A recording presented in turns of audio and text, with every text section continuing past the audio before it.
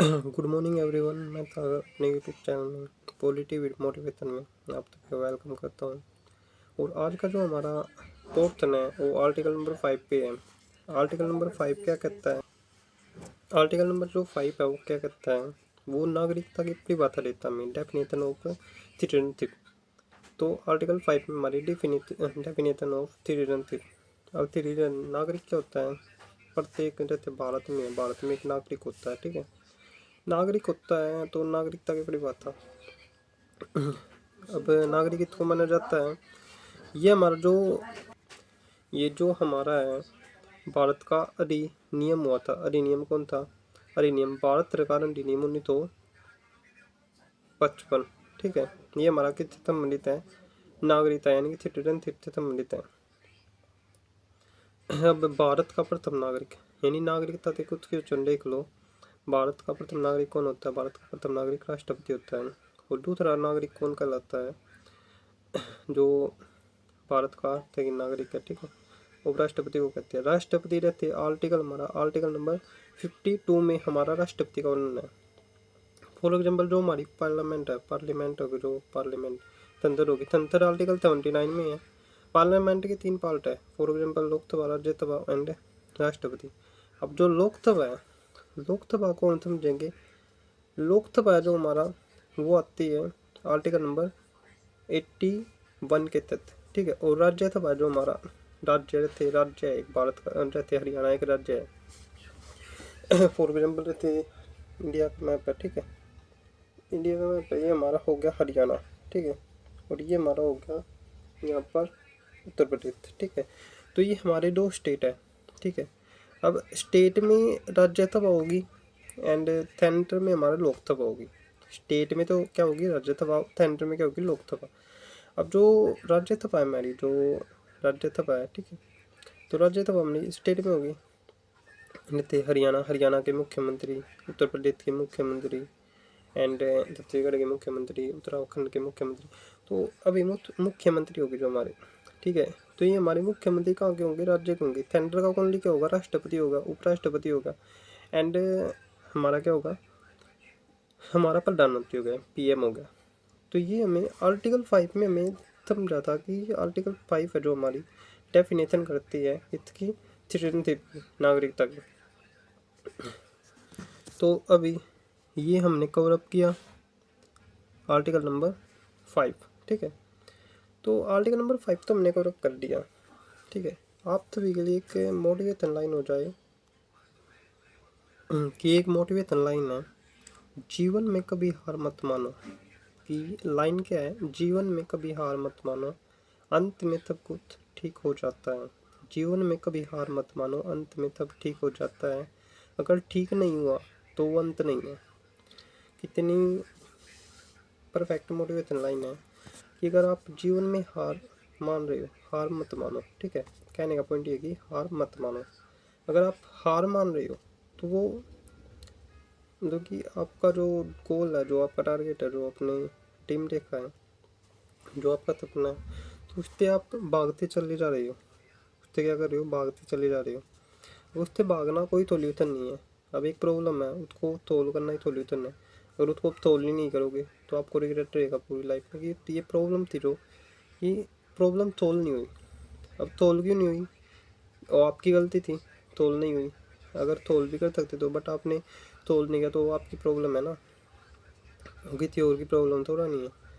तो main point यही है कि लाइफ में आप किसी भी काम पे फोकस कर रहे हो।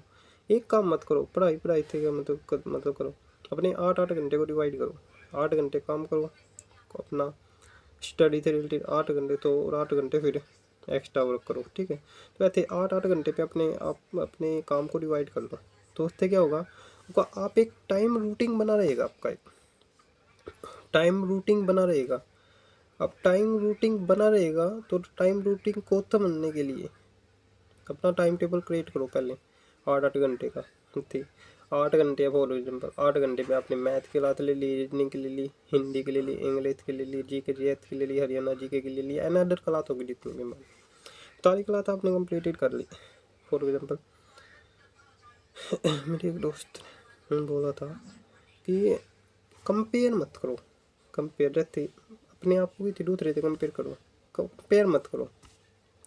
कंपेयर करना कोई सोल्यूशन नहीं है कि आप उस जैसे नहीं बन पाओगे कभी भी, ठीक है, लाइफ में। बट आप वो कर सकते हो, आपके पास उतना टैलेंट है कि आप उसको कर सकते हो। तो एक मूवी है student of the year, student of the year एक मूवी है, इसमें जो हमारा टाइगर श्रॉफ है तो उसकी माँ कहती है वो अपसेट हो जाता है एक बार। तो अपसेट होने के बाद उसकी मदर जो उसकी मॉम है क्या बोलती है उसको कि बेटा टैलेंट को इंग्लिश में क्या टैलेंट को हिंदी में क्या बोलती है? हुनर।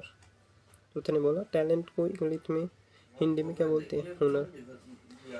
तो उसने क्या बोला, उसकी मम्मी ने, जो उसकी मदर है, कि अपने हुनर पे काम करो, अपने हुनर पे काम करो, अपनी मंजिल, आपकी मंजिल आपको अवश्य ही मिल जाएगी एक, यानी आप अपने हुनर पे काम करोगे। तो मेन पॉइंट है कि अपने हुनर पे काम करो, अपने टैलेंट पे काम करो। जब आपको टैलेंट का मतलब पता चल जाएगा तो अपने आप ही आप काम करना स्टार्ट कर दोगे, ठीक है। तो आज की ये मोटिवेटर लाइन थी आपके लिए कि तो आपको ये लाइन कैसी लगी तो आप कमेंट करके जरूर बताना। एंड अगला आर्टिकल हमारा आर्टिकल 6 होगा, तो आर्टिकल 6 के लिए आप रेडी रहना।